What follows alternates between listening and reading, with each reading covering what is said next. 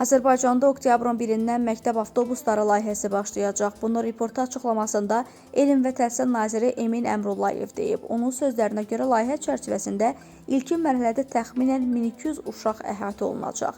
Nazir vurğulayıb ki, bu dövlət və özəl sektorun birgə təşəbbüsü kimi həyata keçirilir. Biz prioritet olaraq şəhərin mərkəzində yerləşən məktəbləri və daha çox təsir göstərə biləcək məktəbləri cəlb etməyə çalışırıq. Layihə pilot səviyyəsindədir və məqsəd uşaqların məktəbə təhlükəsiz və rahat daşınmasını təmin etməkdir.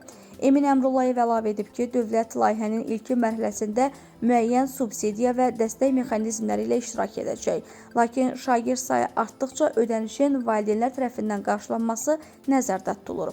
Layihənin əsas məqsədi həm uşaqlar üçün rahat nəqliyyat təmin etmək, həm də tıxacların azaldılmasına töhfə verməkdir. Saylar artdıqca qiymətlər tədricən optimallaşdırılacaq. Nazir qeyd edib ki, bu layihə təhsil və nəqliyyat sahəsində innovativ yanaşmanın bir nümunəsi olacaq və gələcəkdə daha geniş tətbiq edilə bilər. Azərbaycanda rəqəmsal məktəb layihəsi çərçivəsində uşaqların suallarına cavab verəcək chatbot hazırlanır. Bunu jurnalistlərə açıqlamasında Elm və Təhsil naziri Emin Əmrullayev deyib. Nazir bildirib ki, hazırlanacaq sistem bütün dərslikləri öyrənəcək və xüsusilə Azərbaycan tarixi, Azərbaycan dili və digər əsas fənlər üzrə şagirdlərə dəstək verəcək.